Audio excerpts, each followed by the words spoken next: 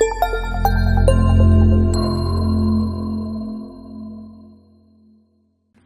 it's Mike Hambright with FlipNerd.com. Welcome back for another VIP Flip Show. Today I have with me Sam Maropis, who is an investor, a landlord. He teaches landlords how to operate as landlords because, like parenting, nobody tells you how to do this stuff until you find yourself in the middle of it.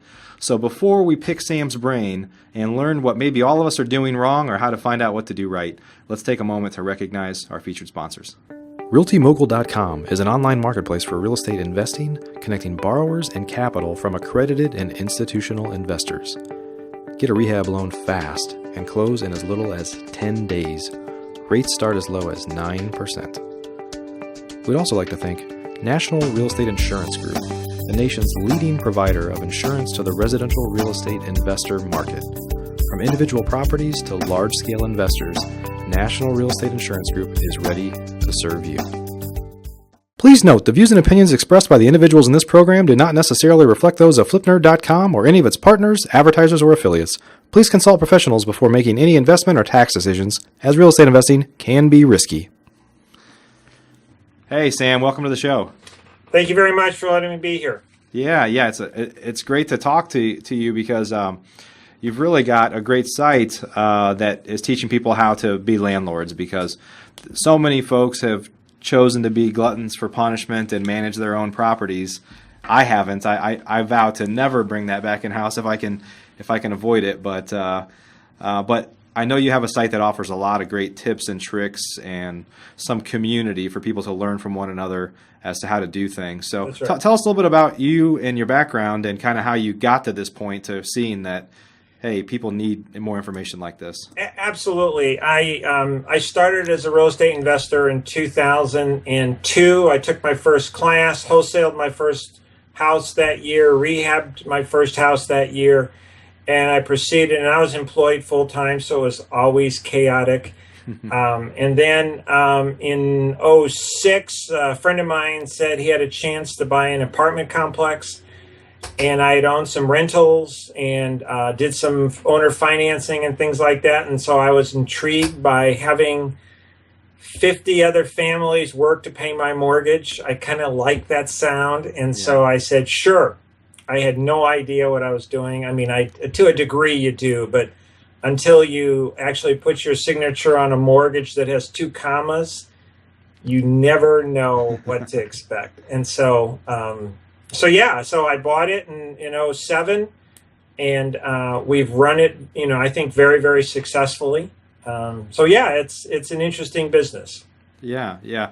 And then how did you decide to start the website, traininglandlords.com, where it sounds just the first minute of hearing, about your website and what you do, I was like, wow, that's fantastic, because I know there's so many people that are, I don't know the percentage of real estate investors that are effectively mom and pops that are managing rentals on their own, but I know it's very high. And there's very few venues that I'm aware of for people to share ideas and learn about what they're doing wrong and right and how to improve. It's first off, landlording is a worldwide business. Yeah. My very first client came from the UK, which I thought is kind of fascinating. But all of us who are real estate investors go to real estate meetings, and people talk about training and coaching to buy apartments or buy houses or buy rentals. And there's a lot of people who rightfully talk about the buy and hold model. It's a wonderful model. The only mistake people make in that assumption is just hire a property manager. And then they move on to the next subject, and that's the extent of the training from the day you sign the paper till, maybe the definition is like a boat, the 2 happiest days in a boat's, life of a boat owner is the day they buy it and the day they sell it.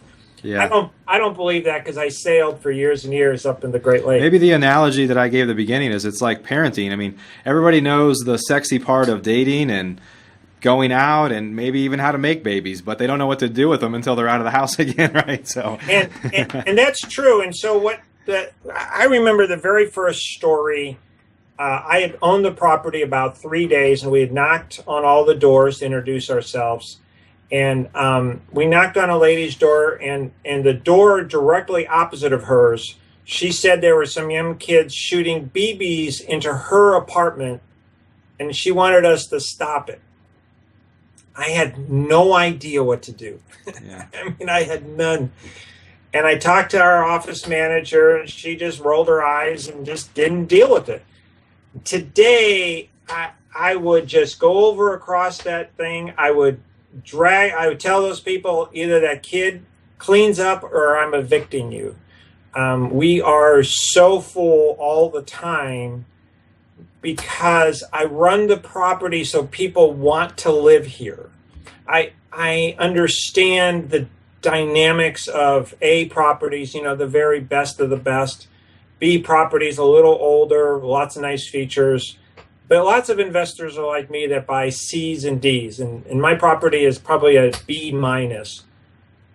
But we're always full because we have people lining up to want to live here, live in our property, and I realize that there's something to it, and so that's why I started the site.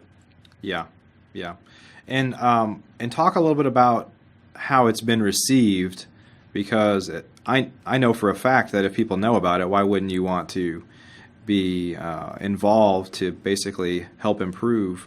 I mean, the RIA clubs are, like you said, they tend to be more focused on the sexy side of it, which is maybe the initial acquisition or how to find deals.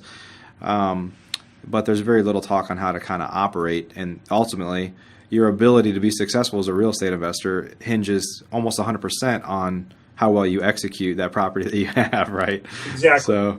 So talk a little bit about how well it's been received and how your community, has helped kind of. I guess there's probably, I assume there's a lot of word of mouth, growth as well. There is. Yeah. The focus I've always been is how to help the owner run their property better, and the two types of scenarios you get is the owner that owns 3, 4, 5, 6 rentals and really does have a property manager, and they hire out professional plumbers and electricians and all that. And years ago, I had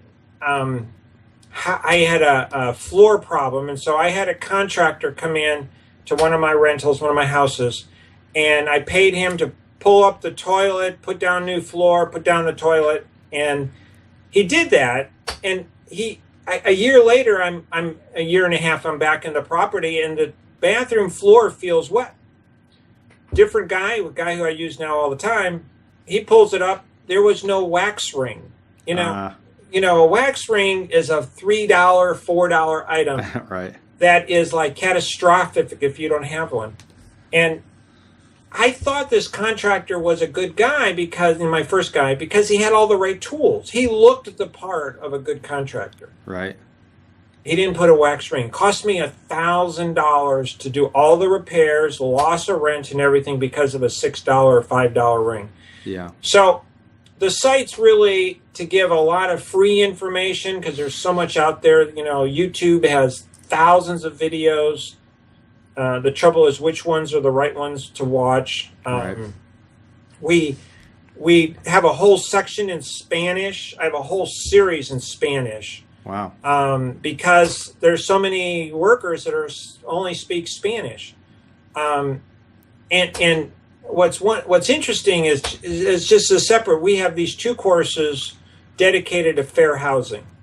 Now, fair housing is interesting because everybody preaches the law. And I'm not saying don't break the law, don't get me wrong. But what I am saying is there is the law of fair housing and there is the business of fair housing. And when tenants say to me, let's kind of step back and kind of look at numbers for a sec.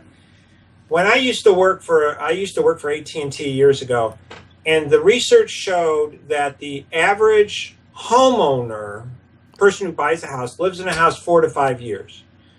The average apartment, be it a house or an apartment, was 11 to 13 months. High turnover. And turnover is our single biggest cost. I don't care if you own 2 single-family homes or 1,000 doors. That's your single biggest cost is make ready. Yeah. And if I can get a resident to stay 1, 2, 3 more times, I'm in money. I mean, there is just no way around it that the goal is to keep people more than one term. Yeah. And sorry about that. And so everything I have to do is to, how do I take care of the place? How do I get the tenants? How do I run it to keep people 1, 2, 3 more years? Yeah. And that's my focus. So, give us some tips. What do you do? What do you do? Well, the first thing I do that lots of people don't do is I like people who need me. I admit it. It's kind of a weakness of my part. So I rent to felons. I'm very selective about my felons.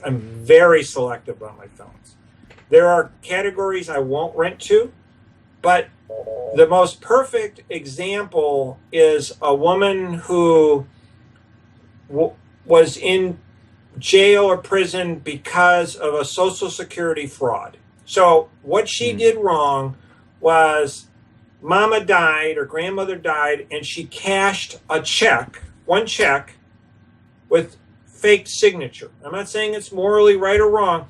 Right. She ended up serving 3 months. I think it was 3 months in jail. She has a felony. I mean, she's committed a crime against the U.S. government. That's a big deal. Yeah. But I, as a landlord, what do I care? Grandma's already dead. I mean, I'm not giving this lady checks. So I rent to her. I rent to people who need me. And so I don't blanketly say I don't rent to felons. So that's just my first bar. Lots of people won't do it because they're afraid. They're afraid that the only kind of person they're going to get is some rapist, murderer, and I actually rented to a murderer. Another subject.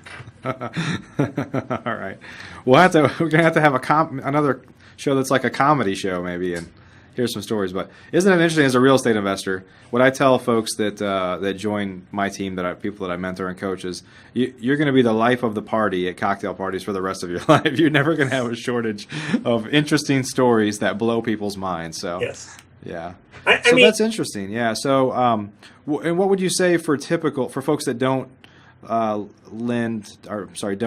rent to felons? I know there are definitely some strategies out there for how to keep people around and kind of improve your vacancy rates and your turnover rates, things like that. Can you maybe share some tips for what the average person that doesn't necessarily rent to felons would maybe do? So just some tips that they could do. Absolutely. I think one of the first things that come to my mind is I've always given, depending on your state laws, I've always given my existing tenants the ability to get a discount if they refer someone. And I always I've had 4 family members live in a property at one time. And different units, different leases, all had jobs. Mama was retired. But so I build a community. I like people who want to live in my neighborhood. That's really, because we're inner city, east side, San Antonio. And so we're very quick. The other thing I do is I make tenants prove themselves in that if I'm doubtful, I'll give someone a 3-month lease. And I know that's sacrilegious to this industry, but I have a friend of mine who owns a staggering number of doors. I won't even mention the number. He owns so many. And he only does 30-day leases. And his theory is he only wants people who want to live there. He doesn't want people who don't want to live there.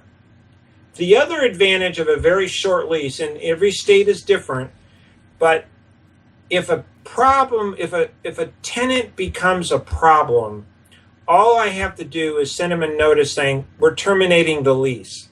we love you. Yeah, right. Wink, wink, nod, nod. But we're not going to renew the lease. Yeah. And that eliminates so many problems because, I've rented to people who passed all the screenings, and day one, they end up going out and getting wasted and, a fool. And so I threaten them. I say, you know what? You can't do that around here. It's all about making people want to live in your property and treating yourself as a brand. I mean, we don't, excuse me, we as landlords, even if you own 1 or 2 or 3 doors, you think of yourself as a little island. But the truth is, it's a brand. You want people to want to live in your house. And I'm not necessarily talking about discounting on rent either, because we're currently now renting at probably within $3 of the top of our area. So yeah, we're discounting by $3 a month. Not a lot. It's everything else that goes into the relationship. Yeah, there's probably some psychological thing to be said for when folks know they have a year lease. You always know that date. I mean, there's a line in the sand, and you're always thinking for the next year or for the next 10 months, am I going to stay or will I go somewhere else? I mean, I remember back to my early days when I lived in apartments and rented. That date is always in your mind as to, I have a decision to make. And I bet you that doesn't exist if it's month to month, because you're not really thinking about it. I can go whenever I want, but you have a tendency to maybe not want to because of the pain of the moving process. So that's right. And it's it really goes counter to the thought process, because these are our customers. And so my average customer brings me $6,500 roughly per year. And that's a lot of money. And so I got to do everything I can to keep them. And, the more I could do to let them make their decisions and happily, I would say at least 50% of my residents are month to month. And I have no desire to force people to long-term leases. I still do price increases on a regular basis. Yeah. But I don't necessarily force a lease.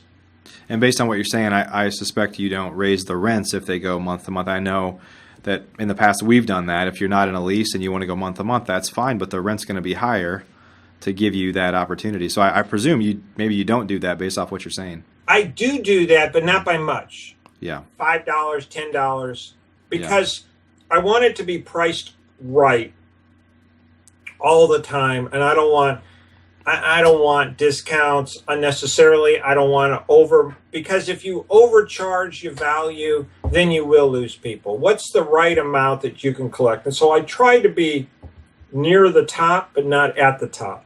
Yeah.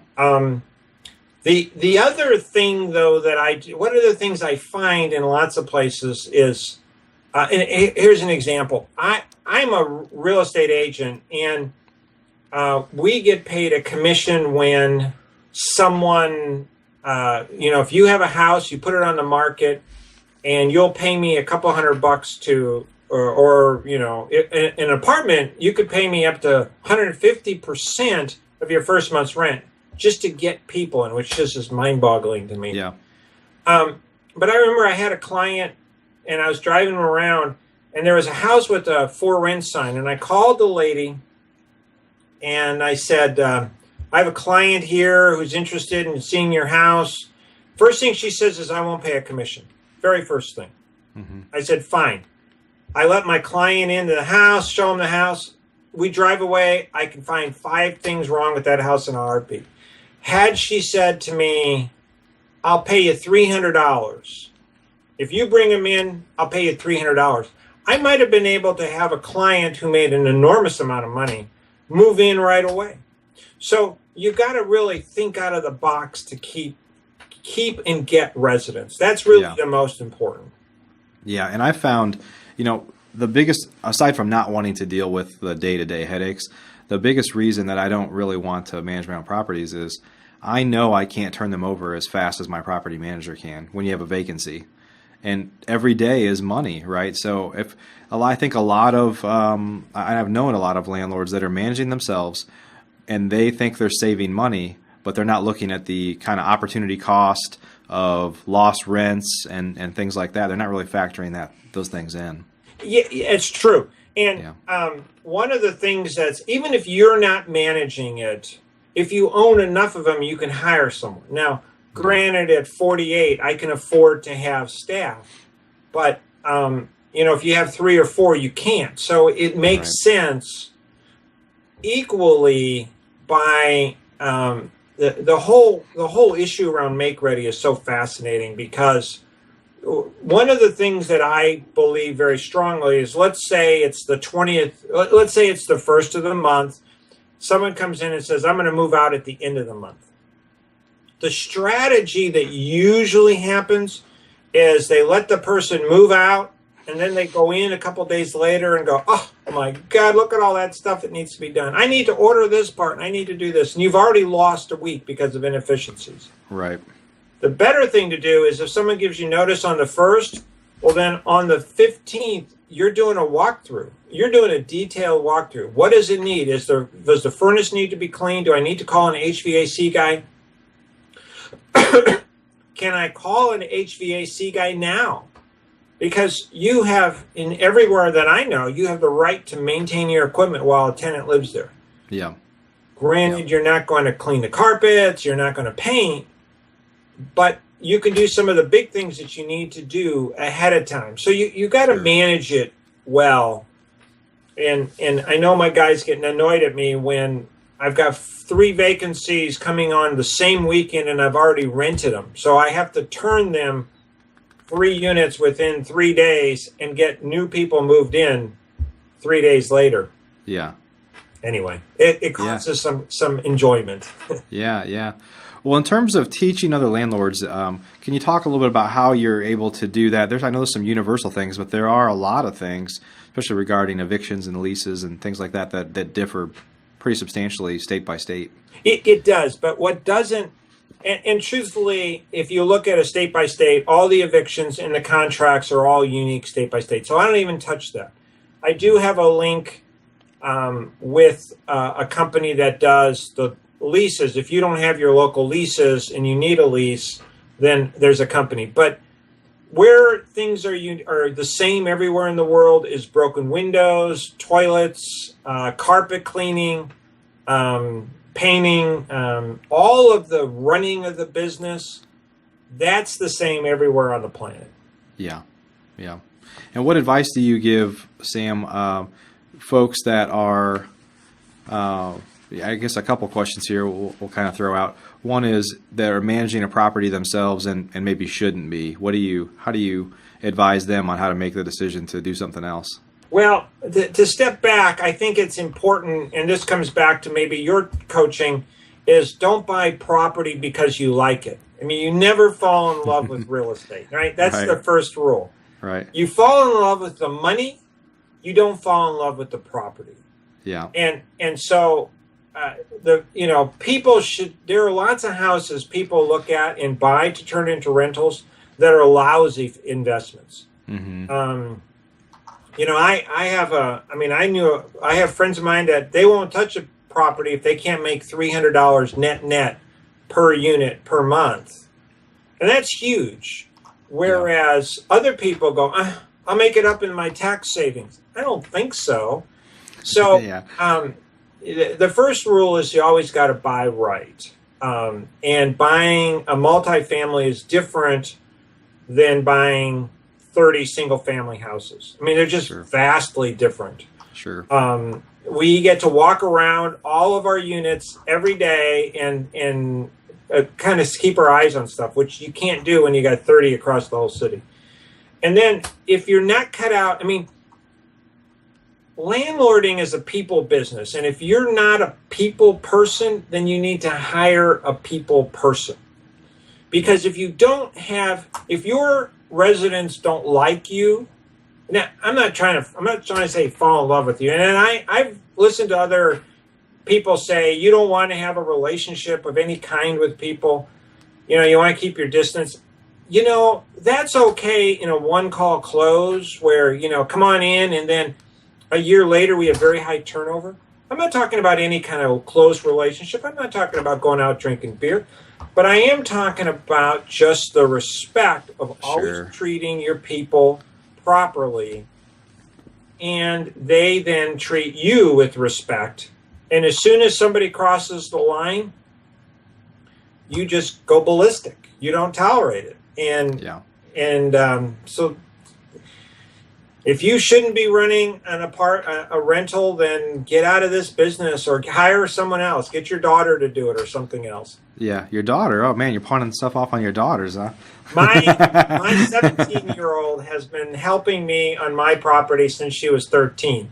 Yeah. Now, at 13, she didn't do very much, I admit. She sat there at the desk and took money when I was walking around the office. But today, she's been much more involved, which is kind of cool. Yeah, that's great. That's great. And then I guess what advice would you give to folks that are thinking of buying properties for rentals and whether they intend to manage themselves or not? Just, again, the fact that I think people are interested in buying rental properties to build wealth or to generate cash flow and things like that.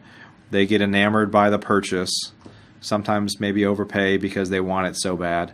Mm. But again, nobody ever talks about the actual management part. So what advice would you give to folks in terms of what to consider from a property management standpoint before they get into the business, or if they're looking to try to grow? Two very important questions, because to grow, you got to like this business. I mean, that's really it. You got to like this business. It's nice having other people pay your mortgage, I must admit. Yeah. Anyway, sorry about that. So my first answer is you need to, I don't know how to answer. It's such a big question. I apologize. That's all right. I think that if you're looking to get into this business, go to the other apartment association meetings. And I know that when you go to other club meetings that are apartment related, it's intimidating because you could be sitting next to a guy. I have a guy I know, not very well, but well enough, who he has 2,600 doors. Mm-hmm. 2,600 doors. And I know lots of people who own 1,000 doors. That's staggering. Yeah. But they run it as a business. And then I know a lot of people like myself who own 50. And so it's doable, and the money gets there. You just got to prove your worth.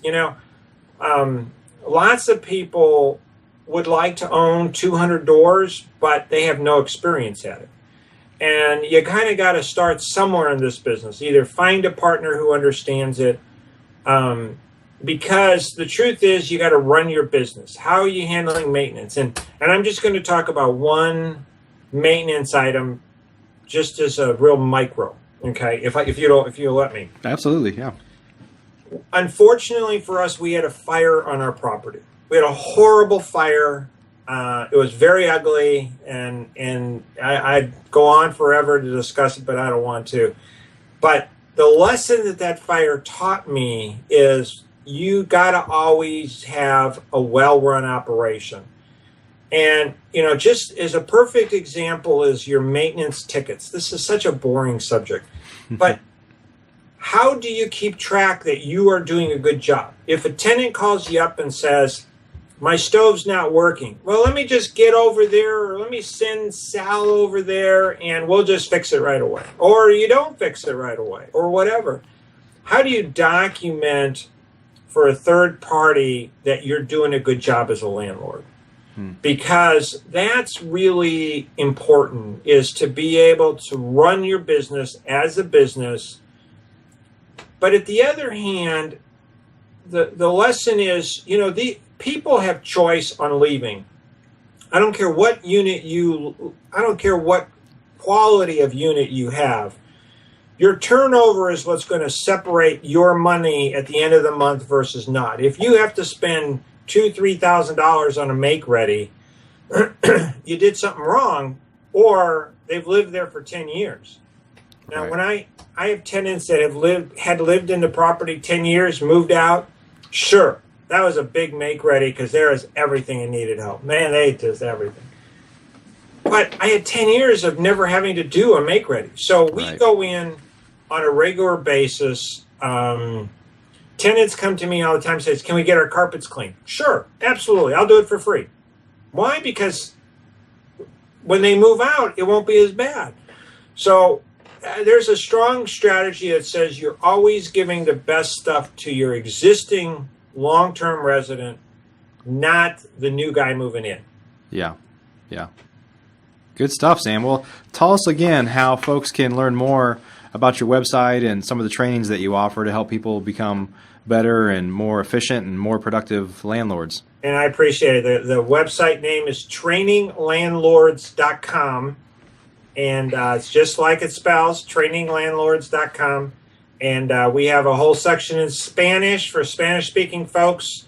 And then, of course, obviously, we have a lot of stuff, obviously, for English-speaking folks. Yeah, awesome. Well, Sam, thanks so much for sharing your information today and telling us about your website. It sounds like a great place to learn for those that probably need some education in most instances. So thank you very much. I sure appreciate it. Sure. Thanks for being on the show today. Excellent. Take care. Have a great day. Are you a member of FlipNerd.com, the most robust real estate investing platform in existence, where you can find off-market wholesale deals and great vendors literally in your market? You can get access to advice from experts and learn about local clubs and events right in your backyard. If not, please visit FlipNerd.com and register for a free account. You can register in less than a minute. It's pretty much the coolest site that's ever existed in the real estate investing industry, so get on over to FlipNerd.com.